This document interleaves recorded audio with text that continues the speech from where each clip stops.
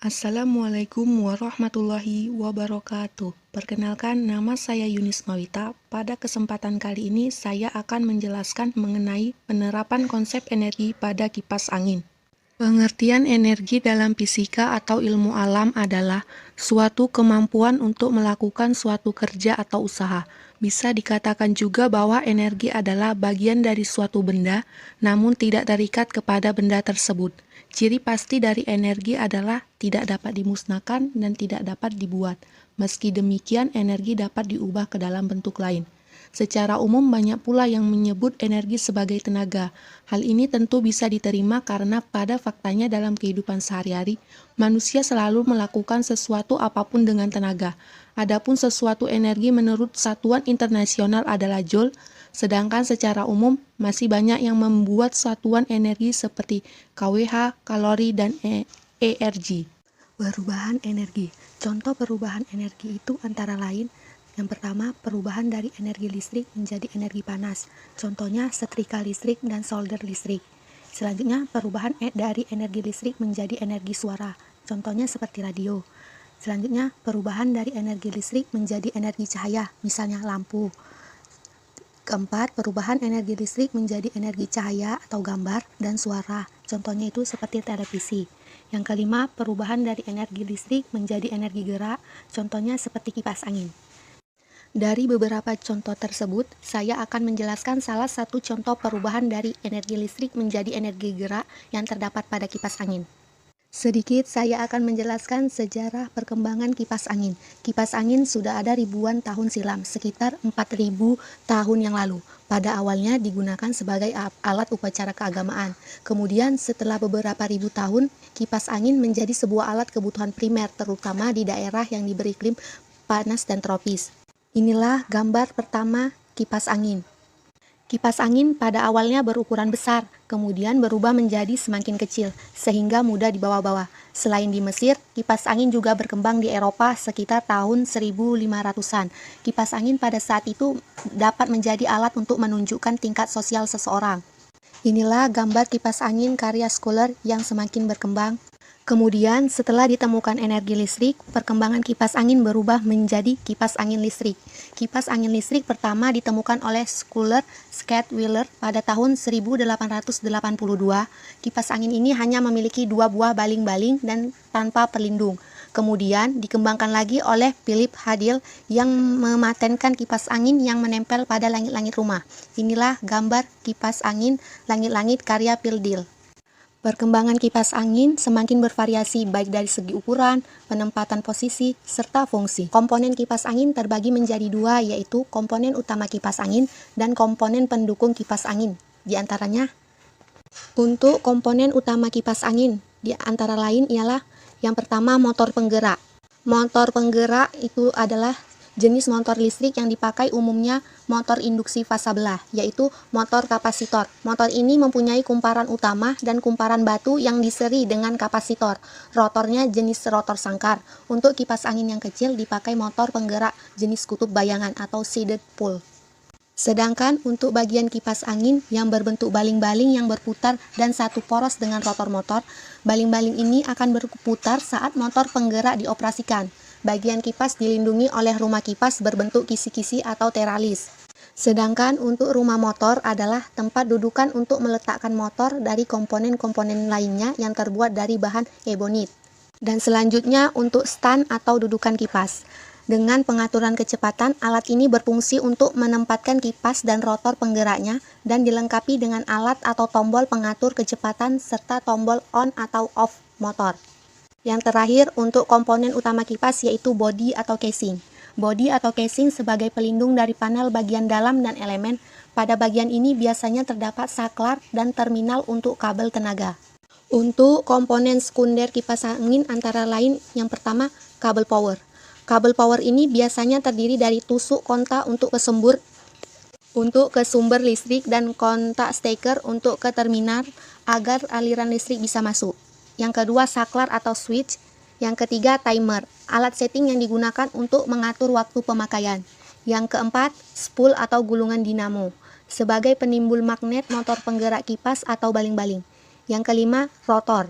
Yang keenam, bush as, tempat pemasangan baling-baling.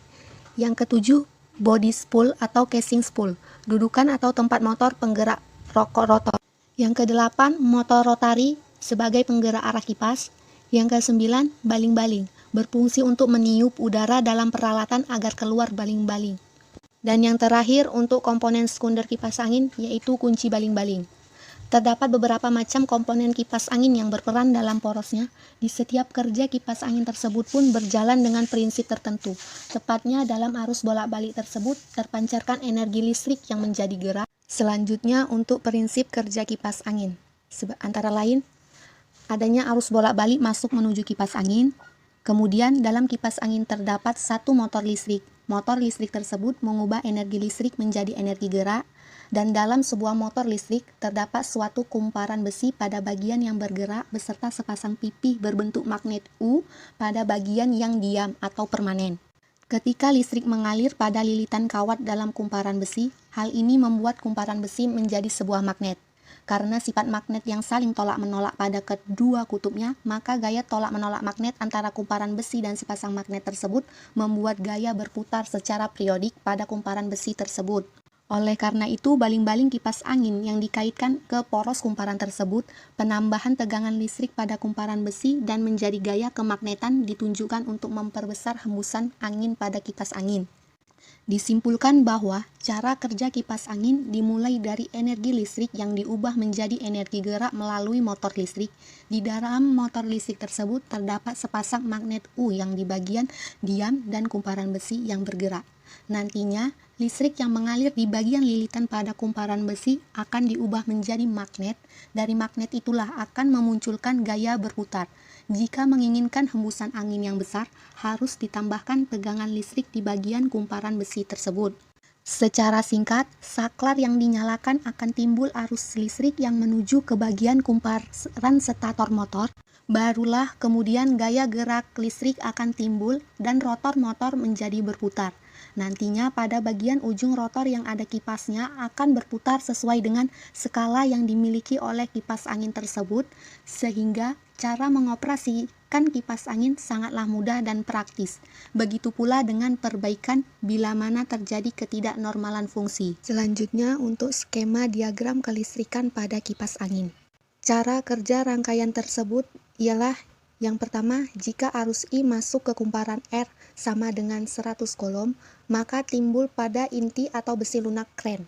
Selanjutnya, cincin kutub bayangan merupakan kumparan N sama dengan 1 lilit yang berada di sekitar, maka akan timbul GGL induksi sehingga cincin O menjadi berkutub magnet U, demikian juga cincin S berkutub magnet S, pada rotor juga timbul GGL induksi. Karena pada cincin U dan S timbul medan magnet, maka akan ada GGM atau gaya gerak magnet dari U ke S sehingga rotor motor akan digerakkan dari 0 derajat sampai 180 derajat karena ada gaya Lorentz searah jarum jam. Kemudian, kumparan rotor yang berputar di dalam GGM medan utama akan timbul GGL induksi lawan yang arahnya melawan GGM utama dan membelokkan arah GGM utama. Karena GGM dilawan oleh GGM rotor, maka akan timbul medan putar sesuai arah belokan GGM, sehingga rotor berputar dari 180 derajat sampai 360 derajat. Selanjutnya, di dalam kipas angin kan ada perangkat yang mengubah energi listrik menjadi energi gerak. Inilah gambarnya, dinamo. Ini termasuk gambar dinamo pertama. Sedikit saya akan menjelaskan tentang dinamo. Dinamo merupakan sebuah perangkat elektromagnetis yang mengubah energi listrik menjadi energi mekanik. Energi mekanik ini digunakan misalnya untuk memutar pompa, kipas angin, atau blower, menggerakkan kompresor, mengangkat bahan-bahan, dan lain-lain.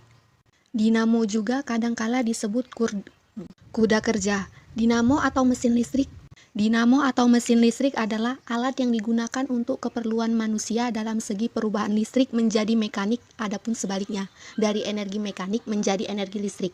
Hal ini disebut juga sebagai konveksi energi elektromagnetik sebagai dasar atau prinsip dasar sebuah dinamo. Dinamo terbagi menjadi dua jenis sesuai dengan prinsip pengkonveksiannya, yaitu yang pertama, generator. Generator sebagai pengubah energi mekanik menjadi energi listrik, dan motor sebagai pengubah energi listrik menjadi energi mekanik. Yang kedua, dinamo bisa juga disebut mesin listrik atau pembangkit tenaga listrik. Alat untuk mengubah energi kinetik menjadi tenaga listrik jika dinamo itu menghasilkan arus bolak-balik atau alternating current, maka sering disebut alternator. Dalam dinamo, kumparan berada dalam ruangan bermedan magnetomegeni. Jika kumparan berputar, maka fluks magnet yang menembus kumparan itu selalu berubah-ubah setiap waktu. Menurut Faraday, hal ini mengakibatkan timbulnya arus listrik yang disebut arus imbas atau arus induksi berupa arus bolak-balik. Jika dilihat dengan osiloskop, grafik arus listrik ini berupa fungsi sinusoida. Grafik arus listrik ini berupa fungsi sinusoida. Dinamo yang menghasilkan arus listrik searah mempunyai prinsip sama seperti dinamo arus bolak-balik. Dinamo dibedakan menjadi dua, yaitu dinamo arus searah dan dinamo arus bolak-balik. Untuk prinsip kerja dinamo sama seperti generator, yaitu memutar kumparan di dalam medan magnet atau memutar magnet di dalam kumparan. Bagian dinamo yang berputar disebut rotor. Bagian dinamo yang tidak bergerak disebut stator. Perbedaan dinamo searah dengan dinamo bolak-balik terletak pada cincin yang digunakan.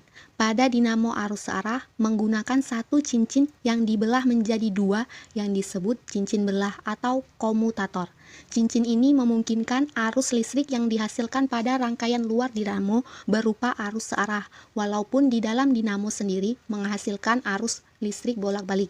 Adapun pada dinamo arus bolak-balik menggunakan cincin ganda atau dua cincin.